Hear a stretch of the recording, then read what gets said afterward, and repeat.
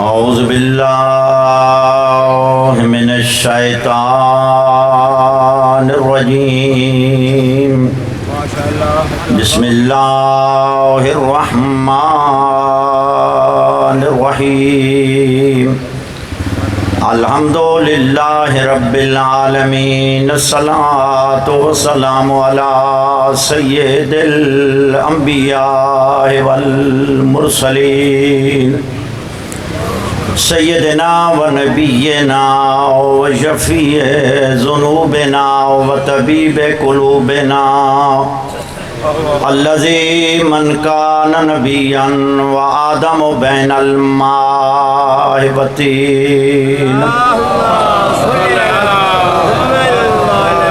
الفائز سرمد والرسول المسدد المصطفى الامجد المحبود الاحمد حبیب الہ العالمین بالقاسم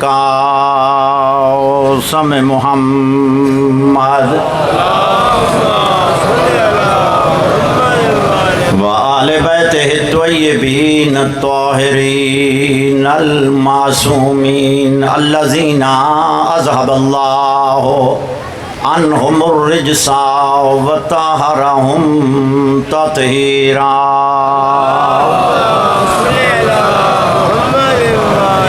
اما بعد فقد قال اللہ تبارک و تعالی فی کتابہ المجید و فرقانہ الحمید و قولہ الحق بسم اللہ الرحمن الرحیم لقد ارسلنا رسلنا بالبینات وَأَنزَلْنَا مَعَهُمُ الْكِتَابَ وَالْمِيزَانَ لِيَقُومَ النَّاسُ بِالْقِسْطِ بآواز بلند صلوات پڑھیے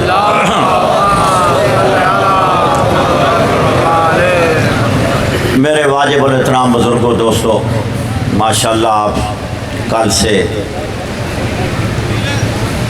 محفل میں پروگرام میں شامل ہیں اور علماء کرام کے مواعظ حسنہ اور تعلیمات آل محمد ذکر و فضائل آل محمد اور مصائب آل محمد سماعت فرما رہے ہیں۔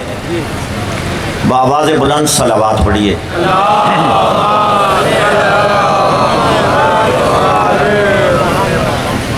اللہ تعالیٰ ارشاد فرما رہے ہیں لقد ارسلنا رسلنا بالبینات، ہم نے اپنے رسولوں کو بھیجا واضح دلائل دے کر انسانیت کی ہدایت کے لیے اور رشد و ہدایت کے لیے۔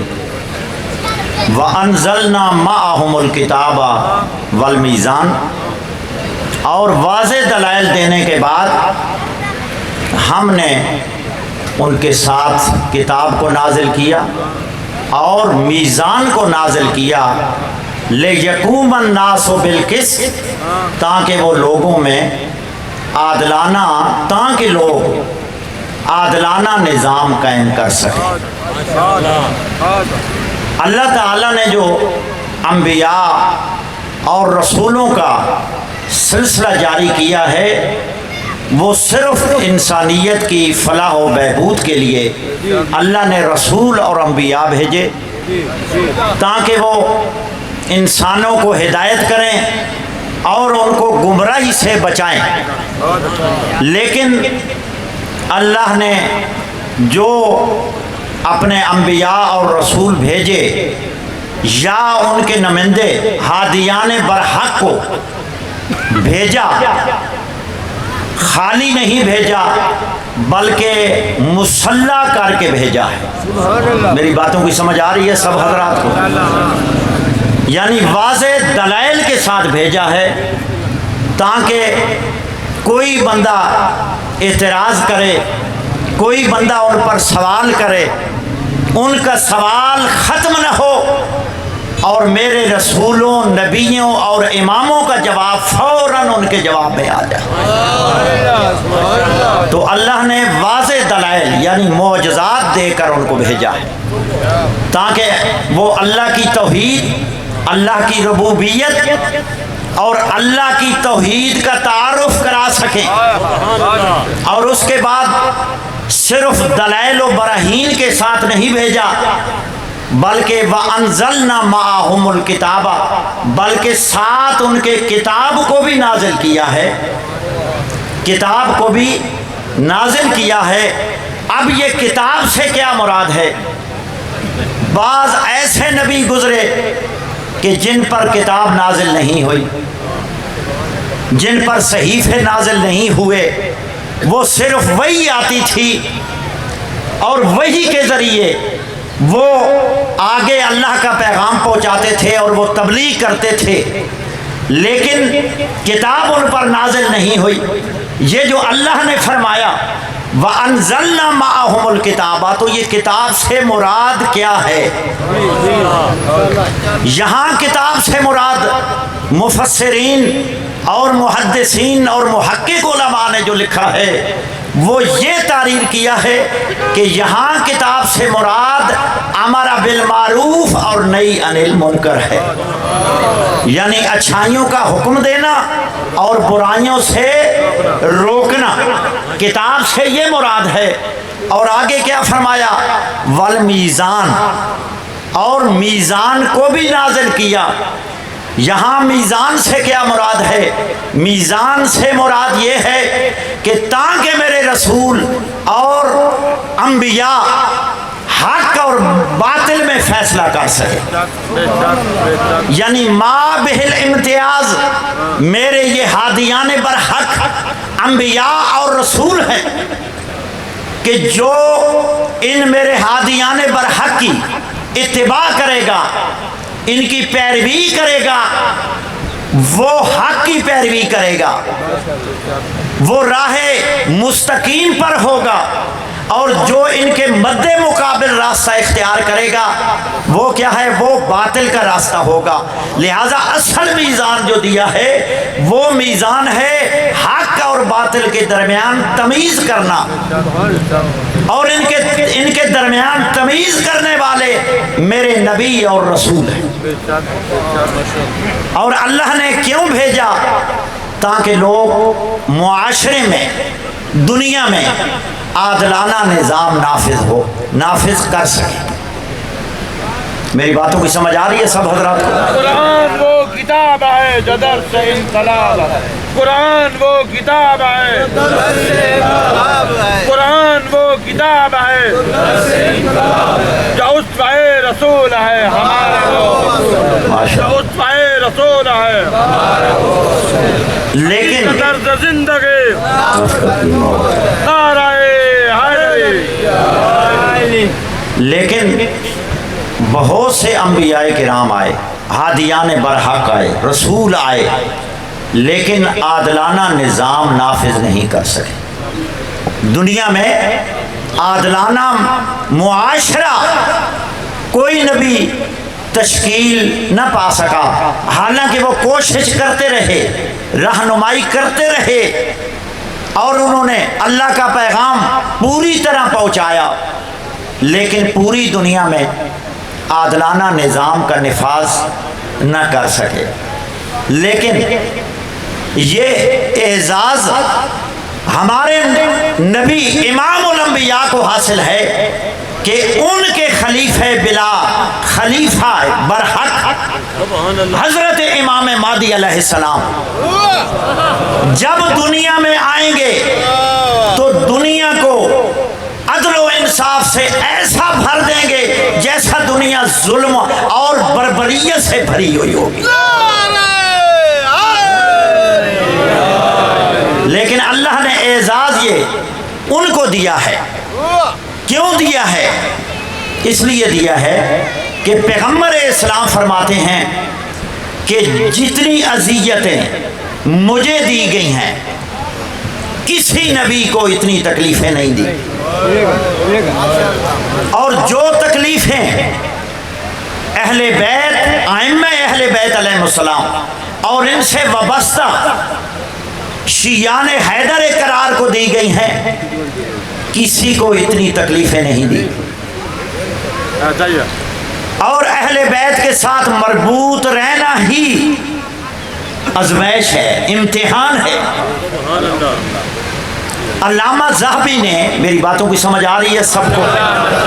علامہ ذہبی نے ابن تیمیہ کا شاگرد ہے، علامہ شمس الدین ذہبی، سیر اعلام النبلا، اس کی 4 جلد میں یہ لکھتا ہے کہ خلف معاویہ خلق کثیر یحبونہ ویفضلونہ ویتغالون فیہ، کہتے ہیں امیر شام کے بعد لوگوں کی کثیر تعداد، یعنی لوگوں کی اکثریت ایسی تھی کہ جو اس کے ساتھ بے پناہ محبت کرتی تھی، وَيَتَغَالُونَ فِيهِ، اور امیر شام کی محبت میں غلو کرتے تھے،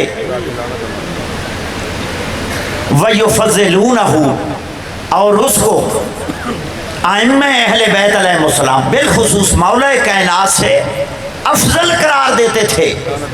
پھر کہتے ہیں وَإِمَّا قَدْ مَلِكَهُمْ بِالْكَرَمِ وَالْعَطَاءِ، ذہبی کہتے ہیں اس کی 2 وجہ ہیں کہ لوگوں کی اکثریت نے دامن اہل بیت کو کیوں چھوڑا اور دشمنان اہل بیت کی پیروی کیوں کی، اور اکثریت نے اہل بیت کے مذہب کو چھوڑ کر دشمنان اہل بیت کے مذہب کو کیوں قبول کیا ہے، اور امیر شام کے ساتھ اور بنو امیہ کے ساتھ محبت میں غلو کیوں کیا ہے، ان کو تمام ائمہ اہل بیت سے افضل کیوں قرار دیا ہے۔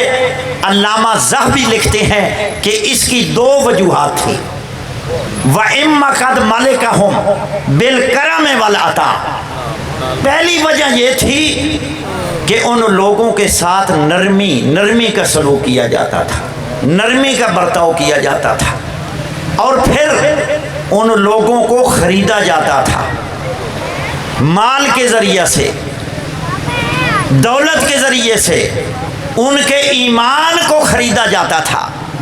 اور دوسری وجہ وَإِمَّا قَدْ وُلِدُوا فِي الشَّامِ عَلَىٰ حُبِّهِ، اور دوسری وجہ یہ ہو سکتی ہے کہ لوگوں کی اکثریت کیوں گمراہ ہے اور دامن اہل بیت سے کیوں وابستہ نہیں، دوسری وجہ یہ ہے کہ وہ بچے شام ہی میں پیدا ہوئے تھے، وَتَرَبَّى أَوْلَادُهُمْ بِذَلِكَ، اور ان کی اولاد نے اور ان کی نسل نے تربیت ہی دشمنان آل محمد اور بنو امیہ کی محبت پر پائی تھی، انہوں نے تربیت ہی ان کے بغض پر پائی تھی۔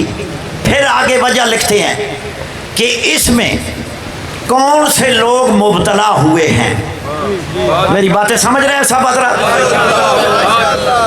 کہ اس بیماری میں اہل بیت کا راستہ چھوڑنا، حق کا راستہ چھوڑنا، باطل کی پیروی کرنا، اکثریت نے ایسا کیوں کیا ہے، اور ان میں کون افراد ہیں، لیکن وہ گروہ کی تعداد زیادہ ہے، کیونکہ علامہ ذہبی ابن تیمیہ کا شاگرد ہے، لہذا اس نے ان لوگوں کی تعداد کم لکھی ہے۔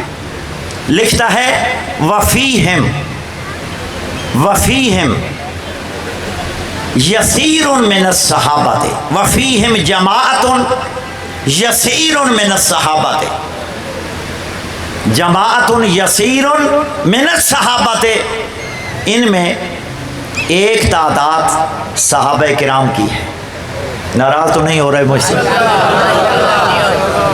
یعنی جن کو لوگ صحابہ کرام کہتے تھے اور اب بھی کہتے ہیں، لیکن اس جماعت کی تعداد کم ہے، لیکن وہ ہیں صحابہ کہ جو اس مرض میں مبتلا ہوئے۔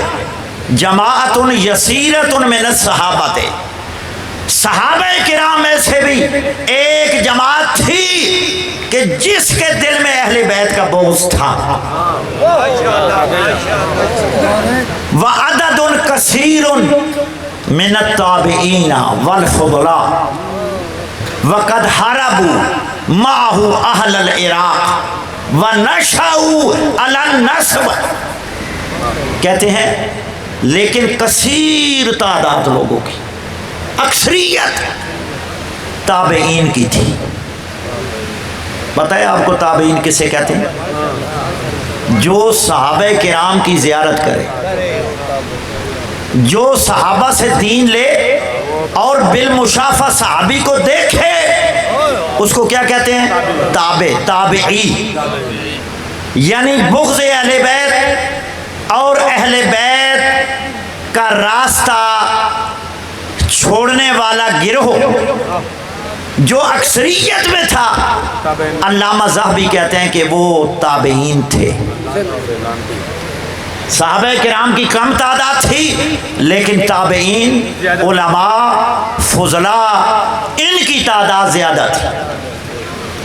وَقَدْ حَارَبُوا مَعَهُ أَهْلَ الْعِرَاقِ، اور انہوں نے مولا علی کے ساتھ اور عراقی شیعوں کے ساتھ جنگیں لڑی ہیں، اور اب بھی شیعوں کے ساتھ لڑ رہے ہیں۔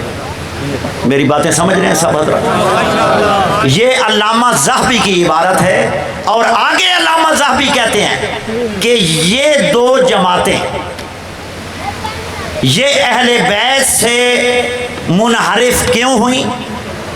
وجہ کیا تھی؟ ایک تو وجہ اس نے پہلے بیان کی، اور آخری وجہ یہ بیان کرتا ہے وَقَدْ نَشَهُ عَلَى النَّسْبِ، کیونکہ ان کی نشو و نما دشمنی محمد و آل محمد پر ہوئی تھی۔ یعنی اہل بیت کی دشمنی پر ان کی تربیت ہوئی ہے، نشو و نما ہوئی ہے، لہذا اکثریت نے اہل بیت کے راستے کو چھوڑ دیا ہے۔ اس لیے شیعان حیدر کرار اور جو بھی اہل بیت کے ساتھ مربوط ہیں، ان کو یا قتل کرتے ہیں یا ان کے خلاف پروپیگنڈا کرتے ہیں، اور اب بھی یہ صورتحال جاری ہے۔ اب آپ پاکستان کے حالات دیکھ لیں کہ خصوصاً شیعان حیدر کرار کہ جنہوں نے خود پاکستان بنایا ہے، جو خود بانی پاکستان ہے، اب شیعوں کو ممبروں پہ گھروں میں قتل کر رہے ہیں، شہید کر رہے ہیں۔ یہ اس عصر حاضر کا یہ واقعہ ہے، لیکن بنو امیہ اور بنو عباسیہ کے دور میں علامہ ابن حجر، حافظ ابن حجر اسقلانی نے لکھا ہے کہ بنو امیہ اور عباسیہ کے دور میں اگر کوئی بچہ پیدا ہوتا تھا اور بچے کا نام علی رکھا جاتا تھا، قتلوہ ہو، تو اس کو موت کے گھاٹ اتار دیا جاتا تھا۔ میری باتیں سمجھ رہے ہیں سب حضرت؟ یہ تہذیب و تہذیب میں حافظ ابن حجر اسقلانی اور سیر و اعلام النبلہ میں علی بن رباح کے حالات میں لکھا ہے کہ رباح کا شمار تابعین میں ہوتا ہے۔ ایک تابعی کا بیٹا علی، جب انہوں نے پوچھا اموی دور میں کہ اس کا نام کیا ہے، انہوں نے کہا جی اس کا نام الیہ ہے۔ میری باتیں سمجھ رہے ہیں سب حضرات؟ نام کیا تھا؟ علی، لیکن کہا کیا؟ الیہ اس کا نام ہے۔ اور تدریب الراوی میں علامہ سیوطی نے لکھا ہے کہ شام میں، جو شام کا ماحول تھا، اس میں کسی انسان کو، کسی شخص کا نام علی نہیں رکھا جاتا تھا، بلکہ وہ علی کو الیہ کے نام سے پکارتے تھے، الیہ کے نام سے پکارتے تھے، علی کا نام سننا برداشت نہیں کرتے تھے۔ اور میں نے خطبہ معاویہ بن یزید اور اس کا تاریخ ساز خطبہ، اس خطبے کی شرح لکھی ہے، ترجمہ بھی کیا ہے اور شرح بھی لکھی ہے۔ اس میں نے احمد امین مصری فجر الاسلام، جو اس نے 4 جلدوں میں کتاب لکھی ہے، اس میں لکھا ہے کہ اموی دور میں بھی اور عباسی دور میں بھی جب بھی کسی کا یعنی پتہ چلتا تھا کہ یہ اہل بیت سے اس کا تعلق ہے، اس کا ربط اہل بیت سے ہے، یا مولا علی کی طرف اس کا جھکاؤ ہے، یا یہ اہل بیت کے ساتھ محبت رکھتا ہے۔ اور جو اس کو تنخواہ دی جاتی تھی، یہ اس وقت ایک سلسلہ تھا کہ ان کے اوپر جو حکمران ہوتے تھے، ایم پی اے لگا لیں، ایم پی اے، وہ باقاعدہ ان کے نام لکھتے تھے کہ جس کے دل میں اہل بیت کا بغض ہے، یا اہل بیت کی پیروی کرتا ہے، یا اہل بیت کی تعلیمات پر عمل پیرا ہے، ان کی تعلیمات پر عمل کرتا ہے، ذرا بھی شک پڑتا ان کو تو اس کا نام وہ رجسٹر سے کاٹ دیتے تھے، اور اس کے بعد کچھ دنوں کے بعد اس کے گھر کو بھی گرایا جاتا تھا۔ اب بھی ہو رہا ہے۔ یہ اموی اور عباسی ادوار کی یہ تاریخ ہے پوری۔ اس لیے اب وہ تشیع کا اب دیکھ لیں، آپ موجودہ حالات آپ دیکھ لیں، تو اس لیے اب ضرورت کس کی ہے، کس امر کی ضرورت ہے؟ اب ہمیں اپنے علماء کے ساتھ مربوط رہنا چاہیے۔ سب سے پہلے ذمہ داری ہماری بانیان مجالس کی ہے کہ بانیان حضرات، ہماری میٹنگ پنڈی بھٹیا میں ہوئی تھی ذاکرین کے ساتھ اور بڑی مؤثر ہوئی، لیکن ایک ہی میٹنگ ہوئی۔ بعد میں جب ہم نے ذاکرین سے رابطہ کیا اور اس میں بڑا کردار جو ہے مرحوم اللہ ان کی مغفرت فرمائے ذاکر سید ریاض حسین شاہ صاحب، ان کا کردار تھا، لیکن بعد میں وہ ذاکرین نے ہمیں یہ جواب دیا کہ ہمیں بانیان مجبور کر رہے ہیں کہ ان مقصر علماء کے ساتھ نہیں بیٹھنا۔ میری باتیں سمجھ رہے ہیں سب حضرت؟ اس کے بعد ہماری کوئی ایک بھی نشست نہیں ہوئی، ایک میٹنگ نہیں۔ آج قوم کا حال دیکھیں۔ بانیان سے میں گزارش کرتا ہوں کہ ممبر پہ ایسے لوگوں کو بلاؤ جو ہماری نئی نسل کو تعلیمات آل محمد اور حقیقی تشیع کا تعارف کرائیں اور حقیقی مذہب اہل بیت کا پہنچائیں، اپنی ذمہ داری پوری کریں۔ کل آپ نے امام کے روبرو ہونا ہے، امام کے سامنے کیا جواب دو گے کہ ان کے نام کو استعمال کر کے، عزاداری کے نام کو استعمال کر کے مذہب اہل بیت کی توہین کر رہے ہیں اور مذہب اہل بیت کو بدنام کر رہے ہیں۔ میرے دوستو، اب خود بانیان کے بچے دوسرا مسلک اختیار کر رہے ہیں اور اس کی مثالیں موجود ہیں۔ ہمارے ضلع چکوال میں بکھاری کلام میں خود مجھے اس چودھری صاحب نے جو بانی ہے، اس نے کہا قبلہ ہمیں ٹائم دیں، ہمارے گھر ہیں، ہم بڑے پریشان ہیں، انتہائی پریشان ہیں۔ تو کہنے لگا میرا بیٹا سنی ہو گیا ہے اور وہ جو طوطے ہیں، طوطے سبز پگڑیوں والے، وہ ان میں شامل ہو گیا ہے، طوطوں میں۔ تو آپ آئیں، اور انہوں نے مجلس بھی رکھ دی۔ میں نے کہا اس کو ایک دفعہ بلا لیں۔ اس کو بلایا، میں نے پوچھا، میں نے کہا بھائی اپنے استاد سے میری بات کرا کہ کس بنا پہ تو نے مذہب اہل بیت کو چھوڑا ہے۔ اصل میرے دوستو، کیونکہ اس کے والد نے ممبر پہ ایسے لوگوں کو لایا تھا، ایسے لوگوں کو مسلط کیا جنہوں نے دین نہیں دیا بلکہ ملت کو گمراہ کیا ہے۔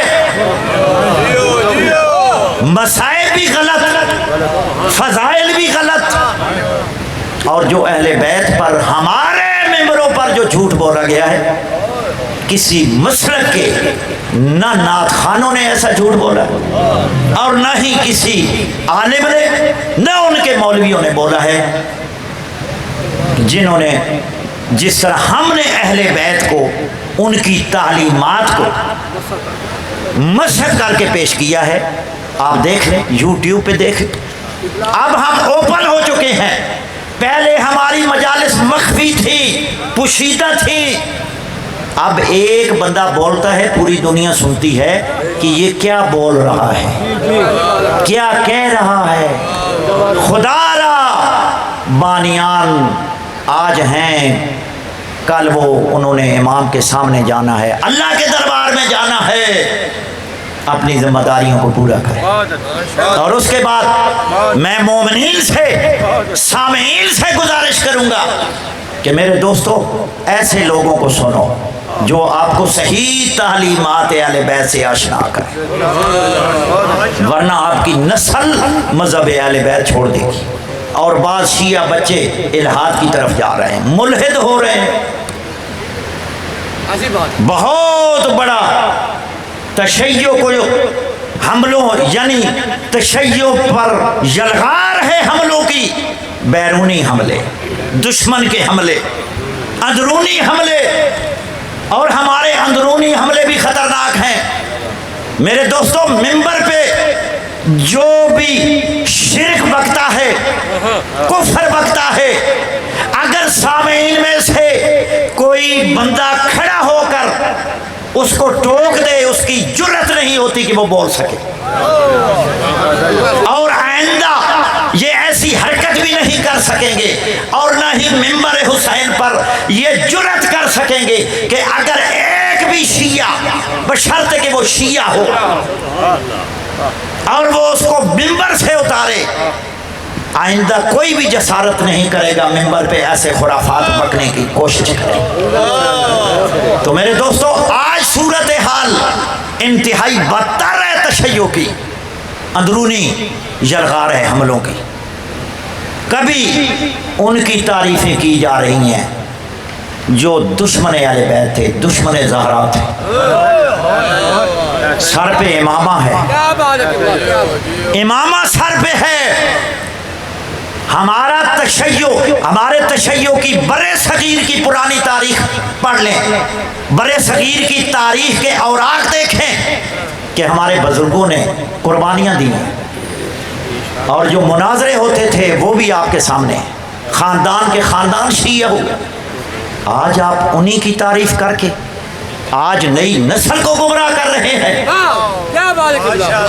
یعنی دشمنان اہل بیت، ان کا دفاع ہمارے مدارس سے ہو رہا ہے۔ سر پہ امامہ ہے،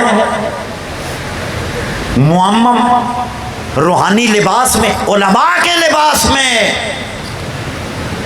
تشیع پر حملہ آور ہے۔ میرے دوستو توجہ کریں، اور اس کا استحصال بہت ضروری ہے۔ اب دیکھیں، اعتراض کیا جاتا ہے نہج البلاغہ، میری باتیں سمجھ رہے ہیں سب حضرت؟ لہذا یہ آج ہمارے اوپر واجب ہے کہ ہم اپنے مذہب تشیع کا دفاع کریں۔ بیرونی دشمنوں کی جو یلغار ہے، یہ مذہب قرآن و سنت کا مذہب ہے، اہل بیت کا مذہب ہے۔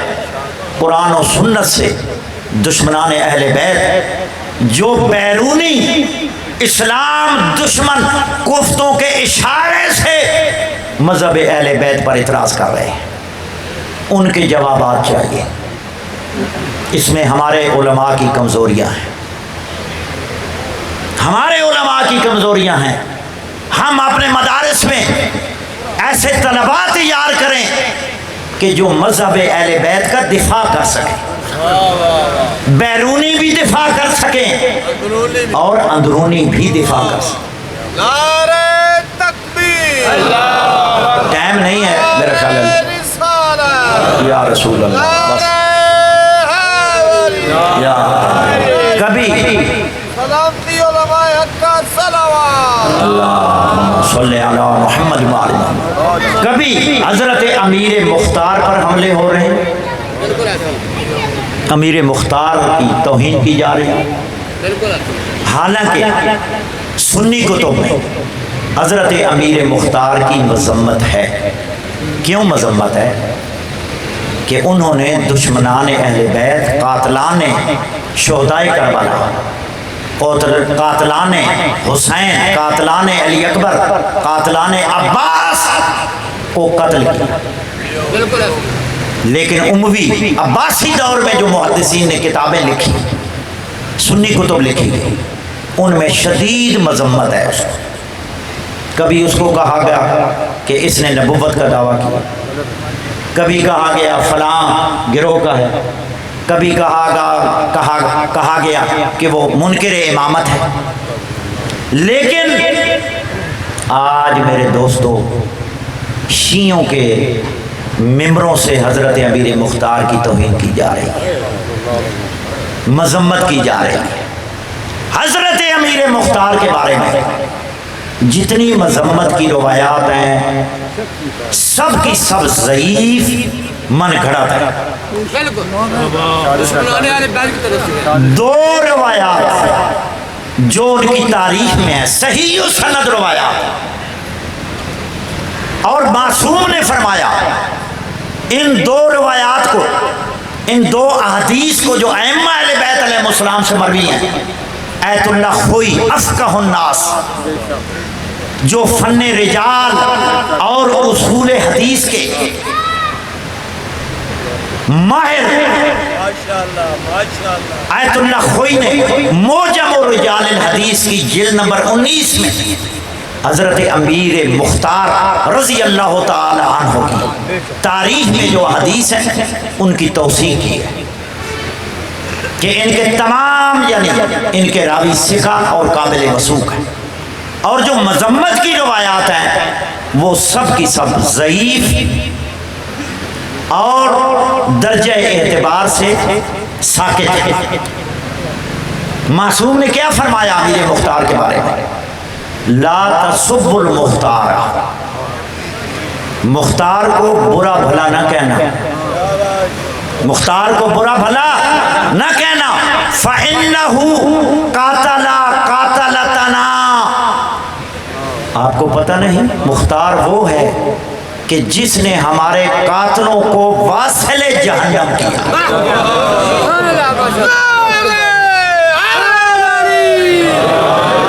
وَطَالَبَ بِسَارِنَا، جس نے ہمارے خون کا بدلہ لیا، وَزَوَّجَ أَرَامِلَنَا، جس نے ہماری بیواؤں کی شادیاں کرائیں، وَقَسَّمَ فِينَا الْمَالَ عَلَى الْأُسْرَةِ، یعنی مشکلات کے حالات میں جس نے ہمارے درمیان مال کو تقسیم کیا۔ معصوم نے کہا، ایت اللہ موسنی نے اس روایت کو معتبر کہا، ایت اللہ خوئی نے معتبر کہا ہے، اور سید ابن طاؤس التاریر الطاؤسی میں اس کو کہا ہے کہ یہ حدیث معتبر ہے، حسن درجے کی ہے۔ اور اس کے بعد معصوم کی ایک اور حدیث جو صحیح سند کے ساتھ ہے، کہتے ہیں فم تشاءت فینا ہاشمیت، ہم ہاشمی خواتین میں سے کسی نے بھی اپنے بالوں میں کنگھی نہیں کی، وَلَخْتَزَبَتْ، اور نہ اپنے بالوں کو سیاہ کیا، حَتَّى بَعَثَ إِلَيْنَا الْمُخْتَارُ بِرَؤُوسِ الَّذِينَ قَتَلُوا الْحُسَيْنَ۔ ہماری خواتین نے مخدرات عصمت، معصوم فرما رہے، ہماری مخدرات عصمت نے بالوں میں کنگھیاں نہیں کی، کنگھی نہیں کی، نہ بالوں کو سیاہ کیا، جب تک مختار نے ان قاتلوں کے سروں کو ہمیں نہیں دکھایا۔ معصوم تو یہ فرما رہے ہیں کہ جنہوں نے میرے دادا حسین کو شہید کیا ہے ان کے سر آئے تو پھر مخدرات عصمت نے یعنی ہاشمی خواتین نے سروں میں کنگھی کی۔ میرے دوستو، لیکن ہم اس مختار کی مذمت کریں اور اس کی توہین کریں، اور فن رجال کے مطابق فن رجال جتنی بھی مذمت میں احادیث ہیں از لحاظ سند صرف ایک روایت سند کے اعتبار سے قدر صحیح ہے، لیکن اس کے متن میں اضطراب ہے فنی اعتبار سے، اصول حدیث کے قاعدے کے مطابق۔ اس میں یہ ہے کہ وَقَانَ يَكْذِبُ عَلَىٰ علی بن الحسین، کہ مختار جو ہے وہ امام زین العابدین پر جھوٹ باندھتا تھا۔ ایک متن میں یہ ہے، دوسرے متن میں یہ ہے کہ یکذب علی الحسین ابن علی، حضرت امام حسین کی تکذیب کرتا تھا مختار۔ لیکن یہ متن میں اضطراب ہے، اور اس کو ایت اللہ خوئی، ایت اللہ آصف موسنی اور اس کے بعد دیگر ہمارے فقہا اور محققین نے اس کو کمزور قرار دیا ہے کہ کیونکہ یہ مسلمات کے خلاف ہے یہ حدیث، لہذا یہ حدیث صحیح نہیں ہے، یہ روایت صحیح نہیں۔ تو اس لیے ہمیں متوجہ رہنا چاہیے آئندہ حالات کے پیش نظر۔ تو یہ مذہب ہم تک بڑی مشکل سے آیا ہے، یہ قربانیوں سے آیا ہے۔ عزاداروں، یہ مذہب آج ہمیں بڑی آسانی سے ہم عزاداری، یعنی مشکل حالات ہیں، لیکن جتنے پہلے مشکل حالات تھے اتنے وہ آج مشکل حالات نہیں ہیں۔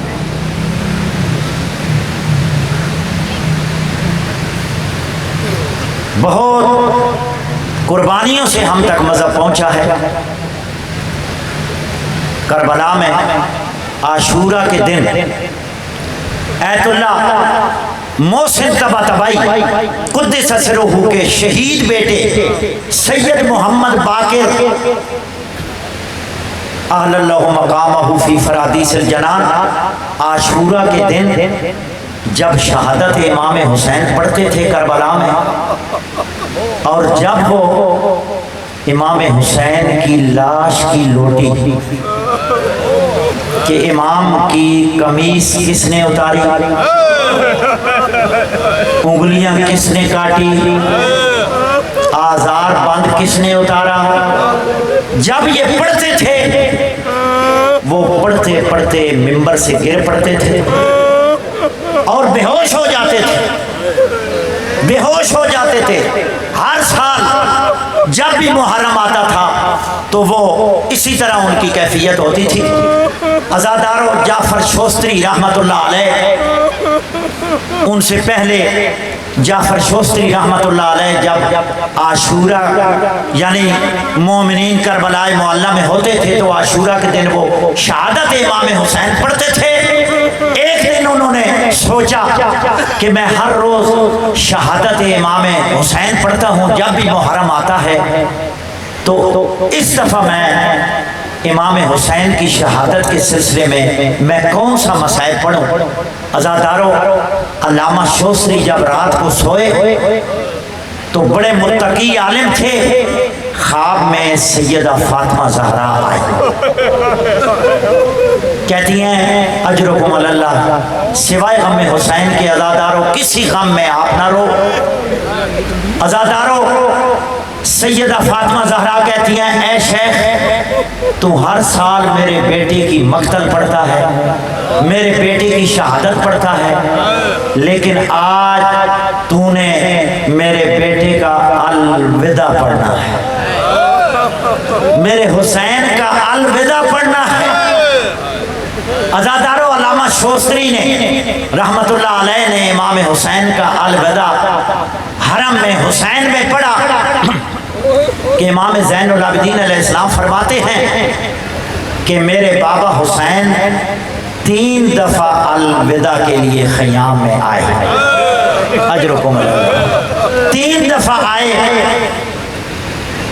جب بھی آئے اپنی بہن زینب کو ملا، سکینہ سے ملے، سب سے ملے، پھر میدان کارزار میں چلے گئے اور جنگ کرنے کے بعد پھر خیام میں آئے۔ اسی طرح جب تیسری دفعہ آئے نا تو امام زین العابدین فرماتے ہیں کہ میں نے اپنے بابا کو دیکھا کہ میرے بابا خیام کی طرف آ رہے ہیں، کہ جب میں نے خیام کا پردہ اٹھایا تو میں نے دیکھا کہ میرا بابا زخموں سے چور چور ہے اور میرے بابا کے زخموں سے خون ابل ابل کر نکل رہا ہے، اور خیر میرے پاس آئے اور میرے بابا نے مجھے سینے سے لگایا، اور سینے سے لگانے کے بعد مجھے ایک دعا تعلیم کی، اور میرے بابا نے کہا میرے بیٹے علی میرے بعد مشکلات آئیں گی، جب بھی کسی مومن پر جب بھی کوئی مشکل آئے تو وہ یہ دعا پڑھے، اور وہ دعا مقتل کی کتابوں میں مستند محققین مقاتل کے علماء نے وہ لکھی ہے۔ عزادارو امام زین العابدین علیہ السلام کہتے ہیں، فرماتے ہیں کہ جب بابا نے مجھے گلے لگایا، ملنے کے بعد جب مجھ سے الوداع ہوئے تو کہا جناب زینب کے خیام میں گئے اور کہا زینب بہن، رقیہ، ام کلثوم، سکینہ، میرا آخری سلام۔ عزادارو جب الوداع کر کے میرے بابا مقتل کی طرف چلے، اب علماء نے کہیں نہیں لکھا کہ مولا کو کس نے سوار کرایا تھا، اس وقت زخموں سے چور چور تھے۔ اب جب خیام سے چند قدم چلے تو ذوالجلال رک گیا، آپ کی سواری رک گئی، اور جب نیچے دیکھا تو جناب سکینہ گھوڑے کے پاؤں سے لپٹی ہوئی ہے اور کہتی ہے بابا عباس بھی یہیں کہتے ہوئے گئے، اکبر بھی گئے تو وہ واپس نہیں آئے، جو بھی گیا ہے وہ واپس نہیں آئے۔ عزادارو میرے مولا زین سے زمین پر آئے اور سکینہ کو سینے سے لگایا اور کہا بیٹا میرے سامنے نہ رو، سیطول بعدی یا سکینہ فعلمی، اے میری بیٹی سکینہ میری موجودگی میں نہ رو، ازل حمام و تہانی لا تحرکی بے قلبی بے دم کے حسرتاً، اور میرا جگر پہلے بھی زخمی ہے، اکبر کی شہادت سے زخمی ہے، عباس کی شہادت سے زخمی ہے، عسکر کی شہادت سے زخمی ہے، میرے زخموں میں اضافہ نہ کر، فَإِذَا قُتِلْتُ فَأَنْتِ أَوْلَى بِالَّذِي تَعْتِينَهُ یا خیرت النسوانی، او میری سردار بیٹی، جب میں مارا جاؤں، جب میں شہید ہو جاؤں، جب میری لاش پہ آئے جی بھر کے رونا، لیکن میرے بیٹا میری موجودگی میں نہ رونا۔ عزادارو جب میرے مولا چلنے لگے تو میری آقا زادی جناب سکینہ فرماتی ہیں کہ بابا ردنا الی حرم جدنا، بابا اگر آپ جانا ہی چاہتے ہیں ہمیں وہاں پہنچائیں جہاں سے لے کر آئے تھے۔ انا للہ و انا الیہ راجعون۔